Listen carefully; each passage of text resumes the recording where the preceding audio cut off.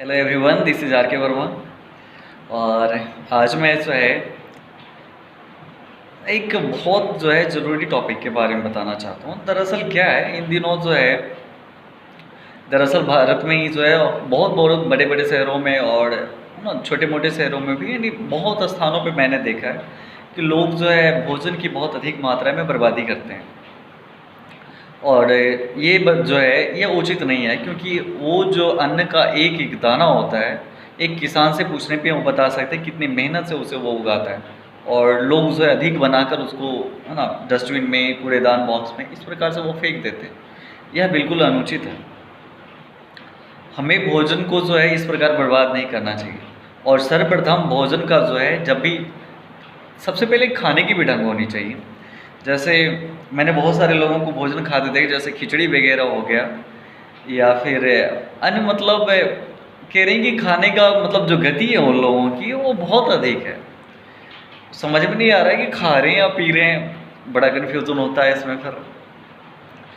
सबसे पहले भोजन करने से पहले क्या करना चाहिए, सर्वप्रथम हमें दोनों हाथों को जोड़ के और उस भोजन को नमन करना चाहिए, क्योंकि वह ईश्वर का दिया हुआ एक प्रसाद है जिसे खाकर हम अपना जीवन चलाते हैं। इसलिए इस कदर उसे बर्बाद नहीं करना चाहिए।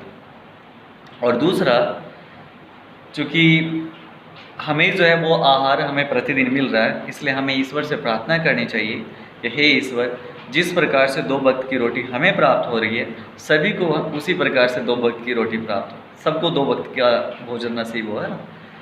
ये हमारे अंदर ऐसी भावना होनी चाहिए, क्योंकि हमारे देश में कहा जाता है, संस्कृत का एक स्लोगन है, सर्वे भवन्तु सुखिनः, मतलब सब सुखी हों, है ना।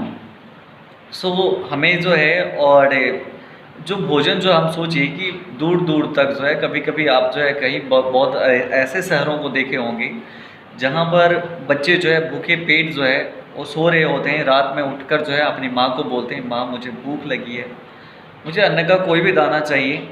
लेकिन माँ भी विवश होती, वो कर भी क्या सकती है। ऐसी परिस्थिति में बेचारी खुद भूखी और पानी पिलाकर बच्चों को सुलाती है। और एक वैसे घरों की बात ले लीजिए जहाँ पे अधिक मात्रा में भोजन बनाकर वो फेंकते हैं।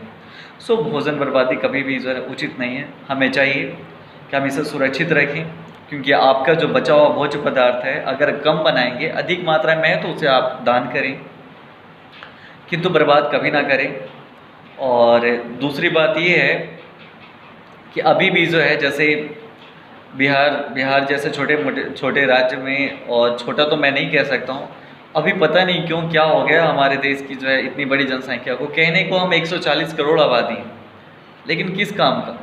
अगर 140 करोड़ लोग मिलजुल कर संयुक्त रूप से कार्य करें, तो हमारा देश कितनी प्रगति से आगे बढ़ेगा। अमेरिका जैसे देश को पीछे छोड़ने में हम लोग बहुत अधिक समय नहीं लगाएंगे, बहुत तेज़ी से हम लोग आगे बढ़ेंगे। तो ये 140 करोड़ किस लिए हैं? और जनसंख्या बढ़ाने के लिए या कार्य करने के लिए।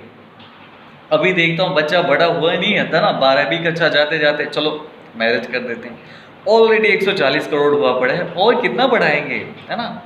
एक तो सीमित करना उसका कम से कम ज़रूरी हो गया है। और जिस प्रकार से जनसंख्या बढ़ा रहे हैं, उत्पादन कहाँ करेंगे? छतों पे गेहूँ कहाँ उगाएंगे? हमें जीने के लिए 2 वक्त की रोटी की आवश्यकता है। और इतनी बड़ी जनसंख्या के लिए, जितनी जनसंख्या तेज़ी से बढ़ रही है, ज़मीन तो नहीं बढ़ रहा ना। भारतवर्ष का जो एरिया था हमारे पास, वो अभी भी उतना ही सीमित है। तो जनसंख्या बढ़ रहा है, लेकिन उत्पादन तो वही है।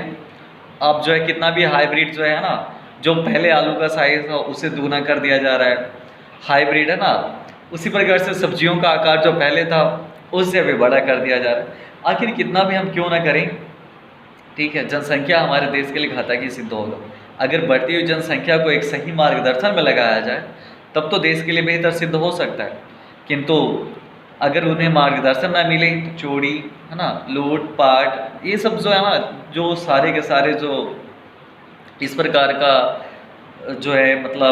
दृश्य आता है, जो हम प्रतिदिन न्यूज़पेपर में देखते हैं, और इस प्रकार की जो घटनाएं मिलती है, तो ये सब किसके कारण हो रहा है?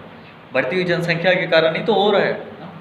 इसलिए हमें चाहिए कि हम लोग मिलजुल कर यूनाइट हों। सर्वप्रथम जनसंख्या पर पाबंदी लगाएं, और उसके बाद जो फूड वेस्टिंग हो रही है ना, उस पर भी कंट्रोल, ताकि कम से कम उन लोगों तक आहार पहुंच सके जो जिन तक जो है पहुंच नहीं पाता है, क्योंकि ऑलरेडी जो है कोरोना वायरस के बाद जो है एक तो इतनी बड़ी जो है महामारी फैल गई, और दूसरा जो है उत्पादन बिहार का हर हाल में जो है देख ही रहे हैं कि मतलब जो है इन दिनों उत्तरी बिहार हमेशा बाढ़ से और दक्षिणी बिहार सुखाड़ से।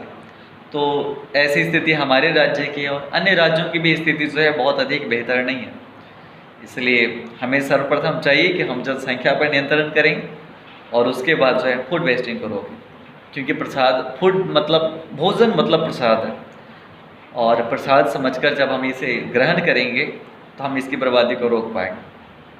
क्योंकि हम ऐसा समझें कि हम प्रसाद की बर्बादी कर रहे हैं, और इसे बिल्कुल ना होने दें, यह कभी उचित नहीं। उन लोगों तक भी पहुंचने दें जिन्हें इसकी ज़रूरत है। ये बात छोटी है, लेकिन वस्तुतः ये बहुत बड़ी है। इसका पालन करें। धन्यवाद।